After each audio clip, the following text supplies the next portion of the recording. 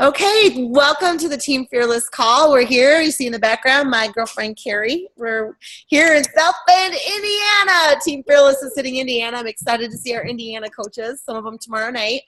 But really super excited to have Jill Duran join us for our call tonight because she is not only a leader on our team, but guys, she has come in and really worked hard to reach out to others, to make that connection, but also to grow her business and to grow it intentionally. And because she's been so successful with this, I've asked her to come on and to share some of the things that have really worked for her, that have helped propel her forward, some of the biggest lessons she's learned. And I've asked her to share some of her failures, because let me tell you, we all have failures, every single one of us. I know Kelly and I have both spoken about it, and so I'm really excited to hear, Jill, about you, mama, who's like 16 weeks pregnant and still showing up, to make a difference in the lives of others. And your smile and your posts, really, they inspire me, and I just put a smile on my face every time I see them. So Jill, thank you for agreeing to talk on our team call. I cannot wait to hear what you have to share with us today. Thank you for having me. I really do feel so honored to be here in the Team Fearless call. So Michelle asked me to share a little bit of my story, kind of how I got started with coaching. And I really got started coaching. I had made a brief connection with Kelly at an event that we both attended. And then she friend requested me after the event. So kudos to her for, getting my first and last name and friend requesting me. And I thought, oh, wow, this is so fun. And then because of her post, I followed her like a creeper for a year. Didn't say anything to her, didn't really like her posts, but I was reading all of them, or most of them, not all of them, but most of them, and just really kind of followed her journey. And what ended up, the impetus to reach out to her, I actually reached out to her one week. My husband and I were people of faith and had really been kind of praying for a new avenue in our life and something that I could do that would be different. I felt very isolated and alone. In my new motherhood, I had an 11-month-old baby, and I was working 20 hours a week from home. And those of you who are mamas know, 20 hours a week from home is, when you're reporting to another company, that's a lot, and it's not. So I would spend 9 hours in a day trying to get 4 hours of work in, and my husband would get home, and I just felt like I was working the whole day. And then you work 24/7 with a baby anyway. So, but I felt so isolated in that. I felt so lonely and so alone. My husband had said, let's really pray for this intention that you're feeling isolated, and also just if there is a situation where you could make some income and for our family and what that would be. But I ended up reaching out to Kelly and, like a coward, said, how do you manage your time? I didn't ask her about the business. I didn't say anything about it. I just said, how do you manage your time? Because you have 6 kids. I have 1. I feel like I'm drowning, but you work from home and you're still smiling and you work out and you eat well. How do you even have time for that? Was what I was thinking in my head. If I just said, how do you manage your time? And so, little plug, never underestimate those little messages that you get, because you don't know what kind of questions are behind the initial question of how are you, or what is it that you actually do. You don't know what people are thinking, so don't take those little things lightly, because they might be your next crazy builder, but who knows, right? So Kelly was really great because she reached back out to me, and the message was awesome. It was like, hey, let me write you back. I'm taking the kids to this, but I really want to talk with you, so let's chat soon. That awesome. The next day she posted a post that said, coaching, sneak peek, do you want to learn more? And so I wrote her and said, I want to be in that, whatever it is, I want to be in it. I don't know what it is, but 3 days into the sneak peek, she wrote and said, how's it going? And I said, I'm in. How do I sign up? What is it? I don't, give it the sign up. I don't know. So she sent me the sign up, and from then on, it was really hearing Michelle's story, hearing Kelly's story, hearing these women talk about, I remember distinctly Michelle saying one time, I was so afraid when I found out, every time I found out I was pregnant, there was such a fear in my heart. And I thought, you're allowed to be afraid when you're pregnant. I was afraid when I was pregnant. But there was such a peace in that, to recognize I wasn't alone in that. As a woman, a wife, a new mom, to be able to have that place of safety and vulnerability in these women who are really making a difference in their families' lives from home, and also having an ability to reach into other women's lives and hearts who are feeling isolated and alone and say, how are you?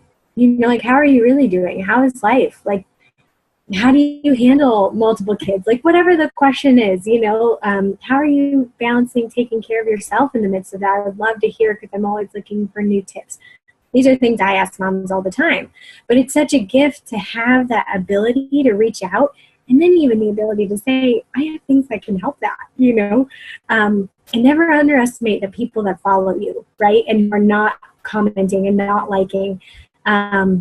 Because when you reach out to them and start the conversation with them, I have a lot of people who will say, like, I see your posts, they're so inspiring, and I thought, you've never liked a post in your life, you know?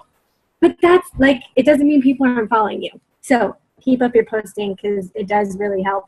But so that's kind of my story. That's kind of how I started.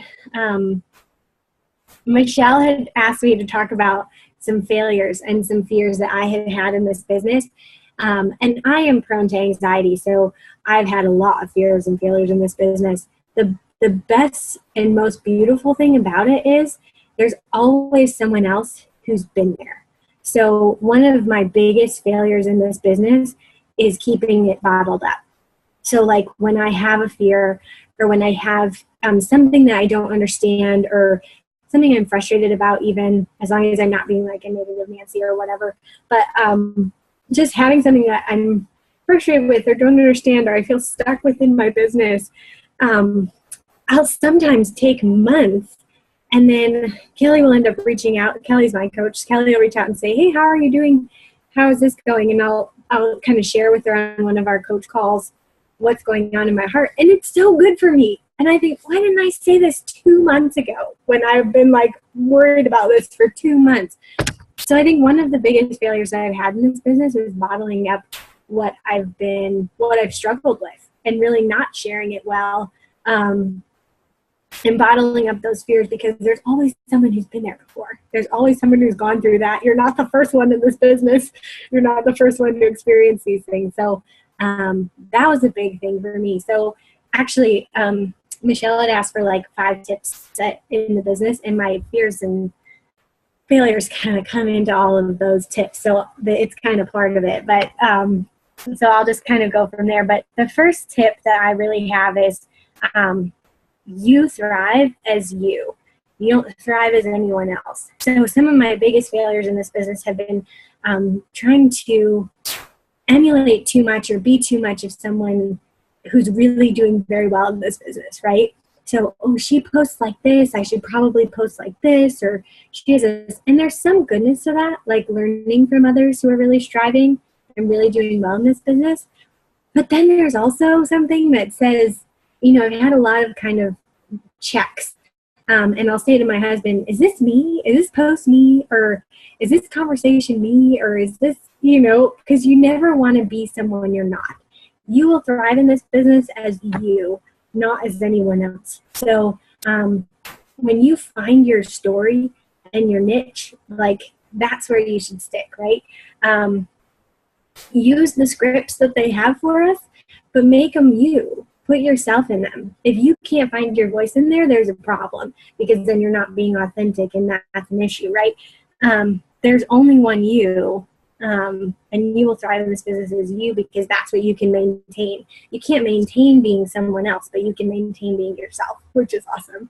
And that's been a struggle too, and that's where personal development really comes in, because sometimes I have this fear of people seeing me.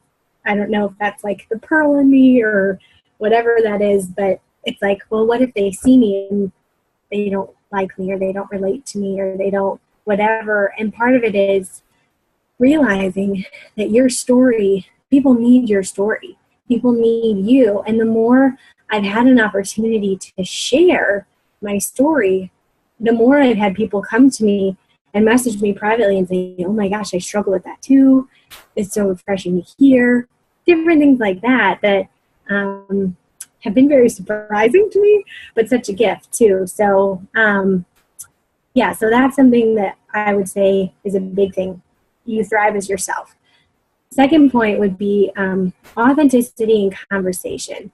So as you're messaging with people and in conversation with people, it's really, really important. The scripts are amazing. The scripts are there for a reason, right? Use the scripts. The scripts work. The scripts don't work if you sound like a robot or if you sound like someone else who's not yourself. I check myself a lot and I say, if you were standing right in front of me, would I speak this to you? Like, would this sound like a normal person if I was speaking this to you out loud? Because a lot of what we do is messaging, right? We type a lot in Messenger. So one of the biggest things that I try to tell myself is, okay, if you were standing right in front of me, what would I say to you? And that helps me a lot just in messaging, to be able to, picturing their face and saying, because sometimes that helps too, because sometimes it's not the right time to say something to someone. It would be jumping the gun if I launched into an invite when someone's just shared with me that it's sunny outside and they've had a happy day because it's sunny outside, or something. It would be a weird time. So you wouldn't say that in a normal conversation. You know what I mean? So use the scripts, but make them you. Don't make them like a robot, and don't make them like, flowery in someone else if you're not flowery in someone else, The third point is put your blinders up, because the comparison trap is a real thing, and it is just that. It's a trap. Because the more we look around and we see, oh, she's doing so much better than me, or she's gotten to this point. I had reached my year point where I had been a coach for a year, and I realized I wasn't where I wanted to be at that point. I wasn't where I wanted to be. And that almost had me shut down a little bit at that point. I kind of shut down, and I said to my husband, I'm so disappointed in myself. And I don't know what I did wrong, and I don't know how to fix it. And I'm just disappointed. But it kind of made me shut down. And so realizing, though, that expectation of mine was a comparison trap. Just because another coach was able to do X, Y, and Z in a year doesn't mean that that's what I'm going to do, but it doesn't mean that I'm not growing, because I am growing. And there's a goodness to that, like recognizing growth and recognizing I'm not someone else. And that's okay. There's a goodness to that. And as long as you are like doing the vital behaviors and doing what you need to do to continue growth on a good trajectory, keep plugging away, keep doing it, And I think the times that I've looked around too much and said, oh, I should be doing this like this person, or I should be more like this person, or I should do that, it are the times that I start to fail. And that's not what we need, right? So in that same vein, but my fourth point is find a system that works for you, but don't reinvent the wheel.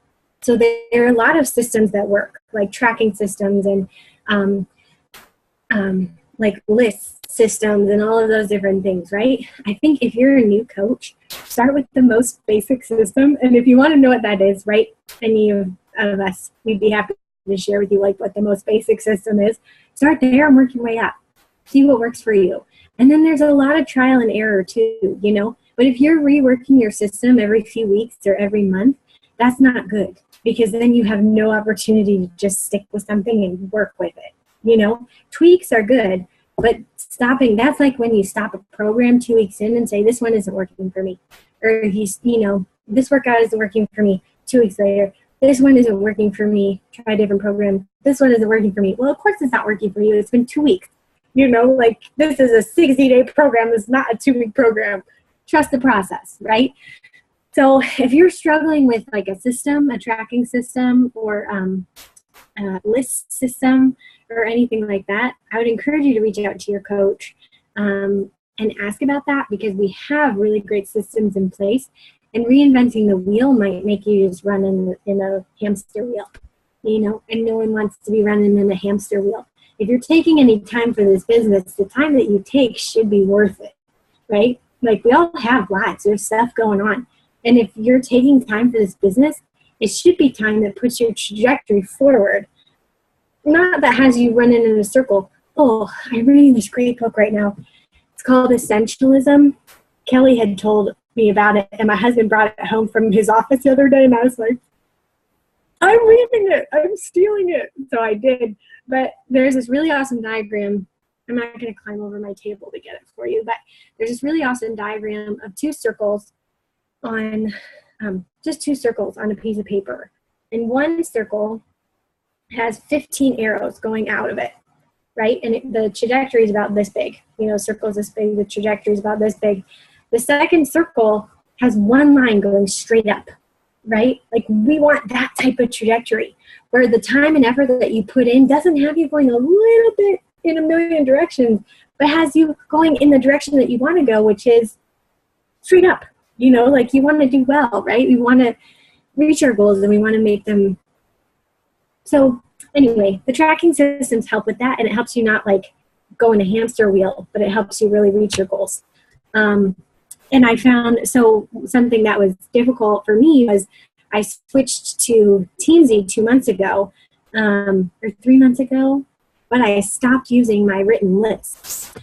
And I realized 2 weeks ago or last week, I said, who am I even talking to?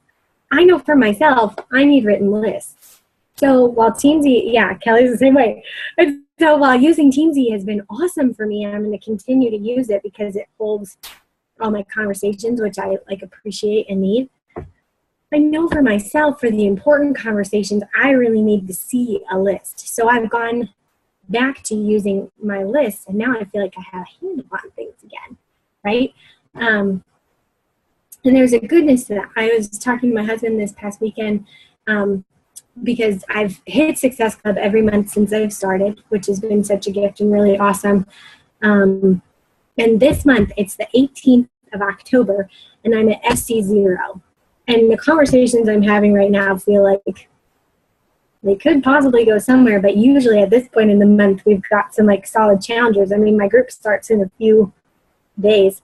So I was telling my husband, I was crying, like, I don't know. It's because I haven't had my list, and now I'm at this point where I just feel like I don't have any challengers this month, and what if I don't hit Success Club this month?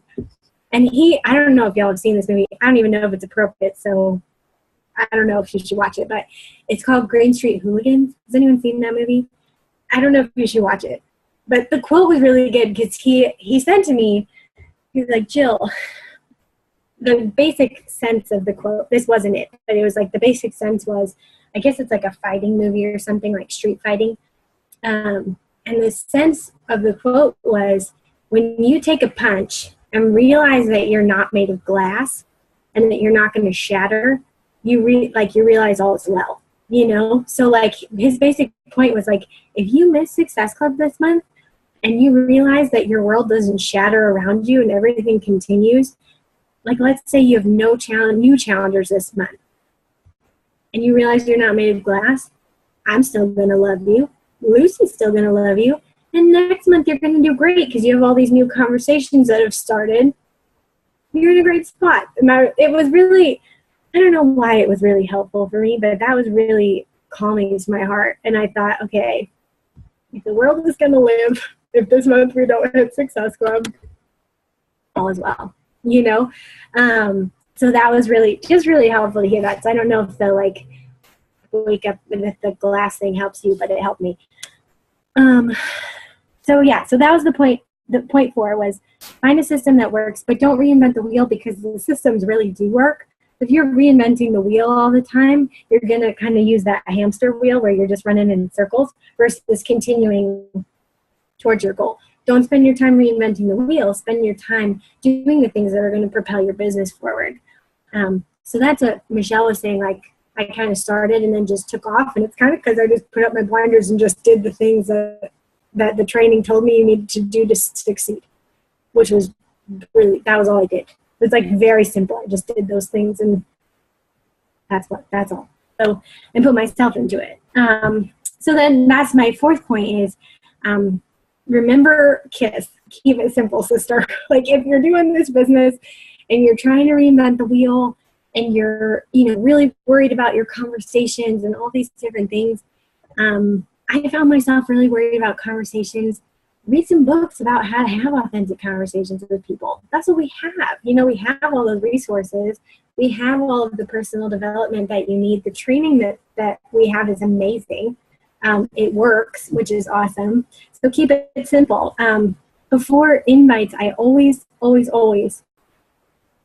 remind myself, what has this done for me? Like, I take time and I pull back and I'm like, okay, we're going to do invites. I need to get my heart in the right place. What has this done for me? Like, how has this changed my life? I know I'm sharing a gift. Like, what I am offering you is a gift. This isn't something that, I'm asking something of you or whatever. I'm offering something that can fill a need in your life, but that has truly changed my life from the inside out. And so when you share like that, and when you share with that authenticity, Tracy Morrow always says, no one can receive you poorly. And that, I think, is one of the biggest fears of new coaches, is they're going to hate me. Or like, my friends and family are going to hate me. It's like, why would your friends and family hate you? They want you to be the best version of yourself, which for me, I am. When I work out, when I eat well, when I drink my shakes, when I'm reading my personal development, I'm the best version of myself. Why would they not want that for me? And why would I not want that for them? That's the biggest thing, that we're inviting people into this fold of like amazing and awesome people who are striving to take care of themselves, and to help other people take care of themselves too, because there's such a lack of that in our world. And there's almost like, not like a martyr complex, but almost that complex of like, no, I can do it all by myself. And I've seen so much burnout, like in women and moms especially, who just do things, but then they're not taking care of themselves. And if you're not refueling your heart, oh, I read this awesome quote. I wanted to read this to you. I thought this was really cool. So I'll end on this, but this is from a leader that my husband works with. And he said one of these points that he made was, leaders refuel the tank. The number one tool that you have is inspiration. Take the analogy of an airplane. Motivation and ambition are the jet engines of the plane, and education is the crockpot, the cockpit that guides it and maneuvers it. The fuel is the inspiration. So it's the leader's job to keep the plane refueled. You can't inspire the unmotivated, but you can inspire the motivated who are just lacking fuel at the time. I thought that was such a cool quote, because we work with so many people. If you're inviting someone and they say no, they're unmotivated at the time, you can't do anything to help them. That's like, it's not your fault if they don't respond to your messages. When you're working with people who are unmotivated, who are motivated, they just need a little more fuel in the tank. We offer fuel on like a million levels as coaches. We offer personal fuel. We offer, fitness fuel. We offer nutrition fuel. We offer community fuel. We offer encouragement. We offer that fuel for the journey, and how, like, what a gift that is, that we have that ability to do that. So yeah, I think some of the biggest pitfalls I've had is not tracking well in the beginning, not keeping my list the last few months, and then lacking patience at certain times, a lack of trust in the process. And this journey is it is a crackpot. Yeah, that reality that, like, this is not what do you call those, Hot Pockets. This is not Hot Pocket. You don't pop it in and then a minute and a half later you can eat it and then feel a little sick after. Like, this is a very sustaining meal, and it will make you feel amazing. It just takes a little bit longer, which is good. But as long as you're doing the things that you need to be doing, trusting the process, I really encourage you to meet with your coach and talk with your coach to make sure that when you sit down, what you are doing is moving you forward. If all you do is check into your challenge groups and you think that's going to move your business forward, it's not. If all you do is drink your shake every day and you think that's going to move your business forward, it's not. You're going to feel awesome, but it's not going to move your business forward if you're really looking to grow. So those types of things. And then the last thing is just making sure that you don't bottle up your fears. Or scrolling your newsfeed all day. If you scroll your newsfeed all day, it's like, well, I spent 30 minutes on Facebook. But you didn't do anything. You liked a few posts. That doesn't count. you're not going to move your business forward like that. You make people feel good when you comment, but it's at the same time, you're not really moving your business forward. Unless you're doing what is Angie Bradley calls it, like intentional loving on time or whatever. But she has so many conversations going throughout the day, and so that's not all she does. But so then the last thing I would say is really guarding against bottling up your fears. I would say like the more you can share those with your coach, the more your coach can help you. Your coach can't help you grow and suggest and recommend training unless you share with them where you are, where your heart is, and what your struggles are in the business and what your fears are and where your frustration lies and that type of thing. So those are the things that I highly recommend to combat some of the pitfalls that I've experienced in this business. And this business has just blessed my life from the inside out. So it just feels like a gift to be able to share it with other people. I think that's all I have. So anyone have it? Michelle, did you want to pull me and did I say anything wrong? No, oh my gosh, yes. Let me start naming the things you said wrong in the call. Oh my goodness. Actually, I loved everything you said. I really, I loved hearing what you said about how you prepare yourself to send out your invitations, because I think it's a struggle a lot of us have. I still sometimes struggle myself when I send out an invitation, make sure my heart's in the right place, because if it's not, people will sense that and they'll know that, right?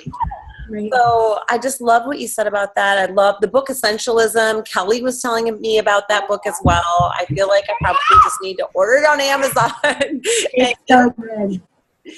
It's so good, Michelle. You would not be disappointed.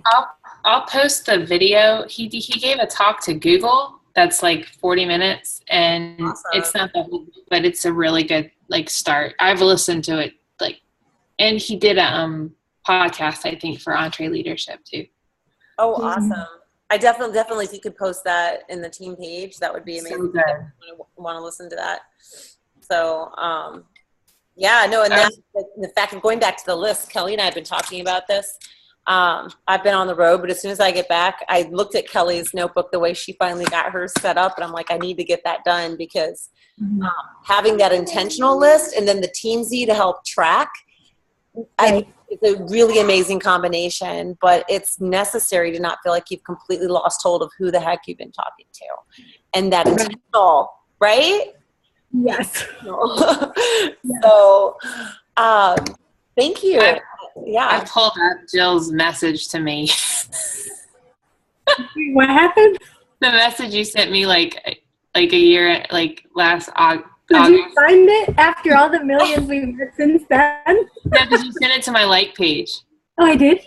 Yeah. It's hilarious. I was like, wow, I did a pretty good job.